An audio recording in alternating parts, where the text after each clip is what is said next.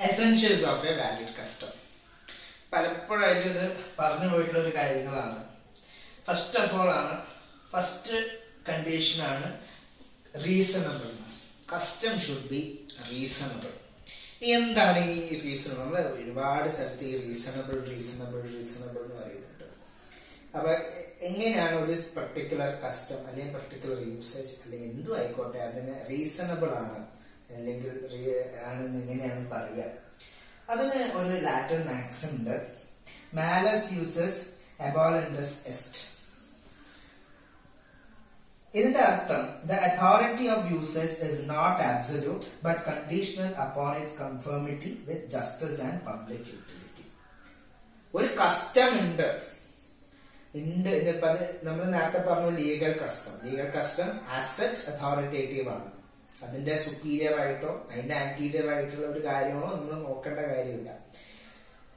എന്നിരുന്നാൽ പോലും അതിന്റെ ഒരു അതോറിറ്റി വരെ നമുക്ക് അബ്സല്യൂട്ട് ആണെന്ന് പറയാൻ പറ്റില്ല. കാരണം it is also subjected to notion of justice and public utility. പബ്ലിക്കിന് അത് എത്രത്തോളം ഗുണകരമാകും എന്നുള്ളതാണ് നോക്കേണ്ട കാര്യം. രണ്ടാമത്തെ നോഷൻ ഓഫ് ജസ്റ്റിസ്. ഈ രണ്ട് കാര്യങ്ങളിൽ ഡിപ്പെൻഡ് ചെയ്തിരിക്കും ഏതൊരു കസ്റ്റത്തിന്റെയും അതോറിറ്റി, അതിന്റെ നിലനിൽപ്പ്. ഒരു ടിപ്പിക്കൽ എക്സാമ്പിള് നമ്മുടെ സതി വളരെ അധികം കാലം വരെ ഒരു വാലിഡ് കസ്റ്റം എന്നുള്ള രീതിയിൽ തന്നെയാണ് മുന്നോട്ട് പോയിക്കൊണ്ടിരുന്നത്. ഭർത്താവ് മരിച്ച ശേഷം അതേ ചിതയിൽ ഭാര്യ ആത്മാഹുതി ചെയ്യുന്ന പരിപാടിയാണ് സതി. ഇനി ഈ സതിയിലെ എന്താ പറയാ ഒരു ബാർബറിയൻ കോൺസെപ്റ്റ് ആണ്. ഇതൊന്നും ഒരു മോഡേൺ സൊസൈറ്റിക്കോ അല്ലെങ്കിൽ കോൺഷ്യസ് ഉള്ള ഒരു സൊസൈറ്റിക്കോ ചേർന്നല്ല. ഇതൊരു വാലിഡ് കസ്റ്റം അല്ല എന്ന് പറയാൻ കാരണം എന്തായിരിക്കും? അതിലെ നോഷൻ ഓഫ് ജസ്റ്റിസും പബ്ലിക് യൂട്ടിലിറ്റിയും, ഒരു സമൂഹ നന്മയും അതിലെ ജസ്റ്റിസിന്റെ ഒരു കുറവാണ് അതിനെ ഒരു അതോറിറ്റീവ് കസ്റ്റം ആക്കാൻ പറ്റാത്ത പോയൊരു കാര്യം. അതായത് ആ കസ്റ്റം ഫോളോ ചെയ്യുന്നതിനേക്കാൾ ഗുണകരം അത് അവിടെ നിർത്തുന്നതാണ്. ഫോളോ ചെയ്താൽ കൂടുതൽ അപകടത്തിലേക്കും നിർത്തി കഴിഞ്ഞാൽ നല്ലതിലേക്കുമാണ് പോകുന്നത് വെച്ചാൽ ആ കസ്റ്റത്തിന് എന്തില്ല, ഒരു അതോറിറ്റി ഇല്ല. മുന്നോട്ടേക്ക് പോകുമ്പോൾ അത് നല്ലതാണ്, കുഴപ്പമില്ലാത്തൊരു കാര്യങ്ങളൊക്കെ ആണെങ്കിൽ അത് മുന്നോട്ടേക്ക് പോകുന്നതിന് കുഴപ്പമില്ല. സോ അങ്ങനെയാണ് ഒരു കസ്റ്റം അല്ലെങ്കിൽ ഒരു യൂസേജ് റീസണബിൾ ആണോ അല്ലയോ എന്ന് നമ്മൾ മനസ്സിലാക്കേണ്ടത്. രണ്ടാമത്തെ കാര്യം കൺഫോമിറ്റി വിത്ത് സ്റ്റാറ്റ്യൂട്ട് ആണ്. നമുക്കൊരു റിട്ടേൺ ലോ ഉണ്ട്. നമ്മളെ റിട്ടേൺ ലോസ് എന്താണ്? നമ്മളുടെ കോൺസ്റ്റിറ്റ്യൂഷന് അനുസൃതമായിരിക്കും. പാർട്ട് 3 പാലിയേറ്റീവ് ആയവർക്ക് എന്ന് പറഞ്ഞിട്ട് തന്നെയാണ് നമ്മൾ ഇന്ത്യയിൽ ഉണ്ടാക്കുന്ന ഏതൊരു ലോ എടുക്കുന്നത്. എന്നിരുന്നാലും ചില ഏരിയനെ ഗവേൺ ചെയ്യുന്ന ചില കസ്റ്റംസോ യൂസേജോ ഉണ്ട്. അതെന്താ വരുന്നത്? ഈ പറയുന്ന സ്റ്റാറ്റ്യൂട്ടിന് വിപരീതമാകരുത്. പല സ്റ്റാറ്റ്യൂട്ടും നമ്മളുടെ കസ്റ്റത്തിന് എന്ത് ചെയ്യുന്നുണ്ട്? ഒരു സ്ഥാനം കൊടുക്കുന്നുണ്ട്. നമ്മളുടെ പേഴ്സണൽ ലോസ് ആണ് അതിലെ ഏറ്റവും വലിയ എക്സാമ്പിൾ. ഫോർ എക്സാമ്പിൾ നമ്മള് ഹിന്ദു മാരേജ് ആക്ട് എടുക്കുക. ഹിന്ദു മാരേജ് ആക്ടില് നമുക്ക് പ്രോഹിബിറ്റഡ് റിലേഷൻഷിപ്പ് ഉണ്ട്, സബിന്ദ റിലേഷൻഷിപ്പ് ഉണ്ട്.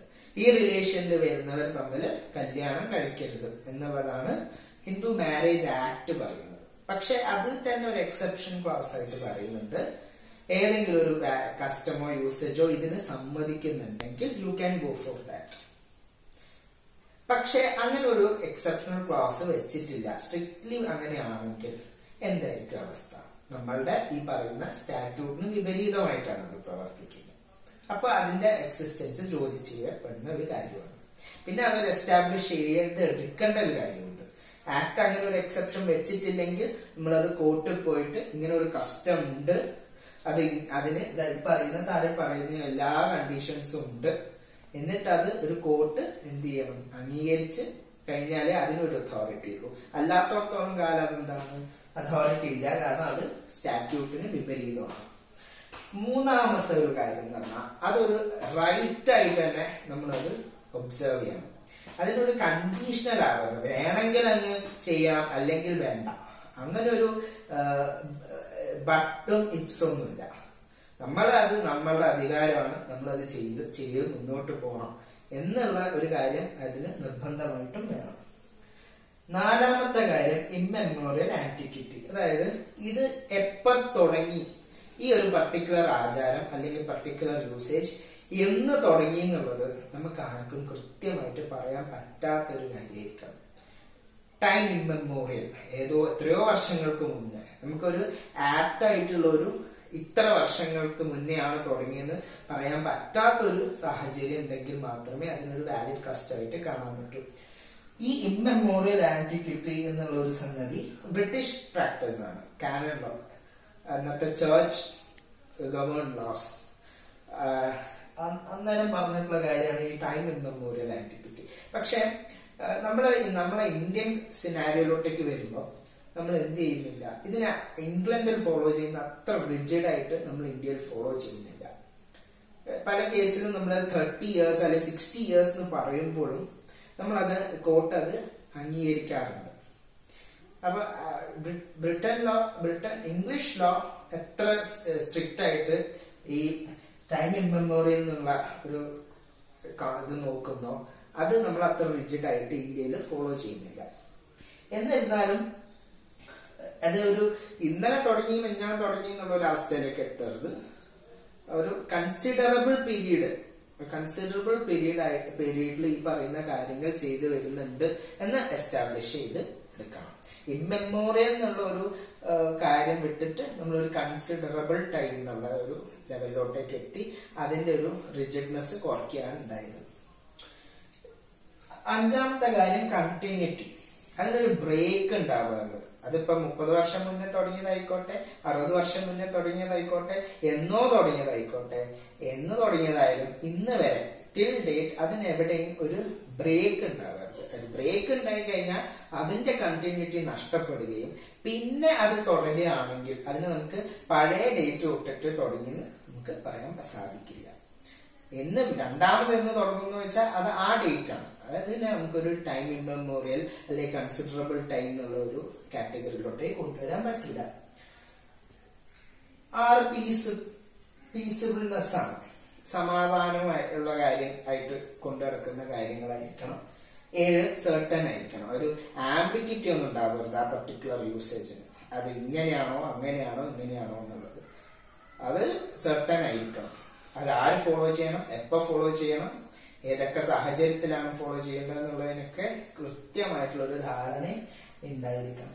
സോ ഈ 7 എണ്ണമാണ് നമ്മളുടെ ഒരു വാലിഡ് കസ്റ്റത്തിന്റെ റിക്വസിറ്റ്സ്. ഇന്ത്യൻ സുപ്രീം കോർട്ട് അത് ഷീറൂർ മഠ് കേസിലായാലും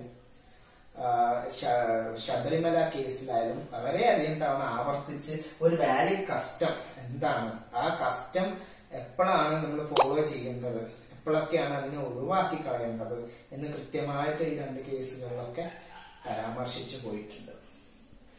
ഇനി അടുത്തൊരു ചെറിയൊരു കാറ്റഗറിയാണ് പ്രിസ്ക്രിപ്ഷൻ. അത് നമ്മൾ പേഴ്സണൽ കസ്റ്റം എന്ന് വിളിക്കും.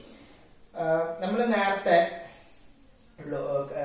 ലീഗൽ കസ്റ്റത്തിന് തന്നെ ലോക്കൽ കസ്റ്റമായിട്ടും ജനറൽ കസ്റ്റമായിട്ടും നമ്മൾ ഡിവൈഡ് ചെയ്തിട്ടുണ്ട്. അതിൽ ജനറൽ എന്ന് പറഞ്ഞാൽ മൊത്തത്തിലുള്ളത്, ലോക്കൽ എന്ന് പറഞ്ഞാൽ ഒരു പർട്ടിക്കുലർ ഏരിയയിലുള്ളത്. അതിന് താഴെ വരുന്നത് ഒരു കാര്യങ്ങളാണ് പേഴ്സണൽ ലോ. ലോക്കൽ കസ്റ്റം എന്ന് പറഞ്ഞാൽ ഒരു പർട്ടിക്കുലർ ലൊക്കാലിറ്റിനെ സംബന്ധിച്ചിടത്തോളം. പേഴ്സണൽ കസ്റ്റം എന്ന് പറഞ്ഞാൽ ചിലപ്പോൾ ഒരു പർട്ടിക്കുലർ വീട് അല്ലെങ്കിൽ പർട്ടിക്കുലർ തറവാട്ടിലെ ആൾക്കാർ ആൻസസ്റ്റേഴ്സും കാര്യങ്ങളുമായി ഫോളോ ചെയ്യുന്ന കാര്യങ്ങൾ. ഇപ്പൊ പലപ്പോഴും നമ്മൾ മരിച്ചു കഴിഞ്ഞാൽ മരണാനന്തര ചടങ്ങുകൾ അത് ഒരു പക്ഷെ ഓരോ ക്ലാസ്സിനനുസരിച്ച് മാറിക്കൊണ്ടിരിക്കും. ചിലപ്പോ ഓരോ കുലത്തിനനുസരിച്ച് മാറിക്കൊണ്ടിരിക്കും. ചിലപ്പോ ഓരോ തറവാട്ടുകാർക്ക് ഓരോരോ രീതികളായിരിക്കും. അങ്ങനെ അത് ആ ഒരു പർട്ടിക്കുലർ ഫാമിലിനെയോ അല്ലെങ്കിൽ ആ ഒരു പർട്ടിക്കുലർ ആൻസസ്ട്രീനെയോ മാത്രം ഫോളോ ചെയ്ത് വരുന്ന കാര്യങ്ങളാണ്. അപ്പൊ അതിനെയാണ് നമ്മൾ പ്രിസ്ക്രിപ്ഷൻ എന്ന് പറയുന്നത്, അല്ലെങ്കിൽ പേഴ്സണൽ കസ്റ്റം. അപ്പൊ ഇതാണ് ഇതിനെ ലോക്കൽ കസ്റ്റത്തിൽ നിന്ന് ഒന്ന് ഡിഫറൻഷിയേറ്റ് ചെയ്യുന്നത്. കുറച്ചും കൂടി നാരോ ആപ്ലിക്കേഷനാണ് നമ്മളുടെ പ്രിസ്ക്രിപ്ഷന് ഉള്ളത്. സോ ഇതാണ് ബേസിക്കലി നമ്മളുടെ custom as a source of law.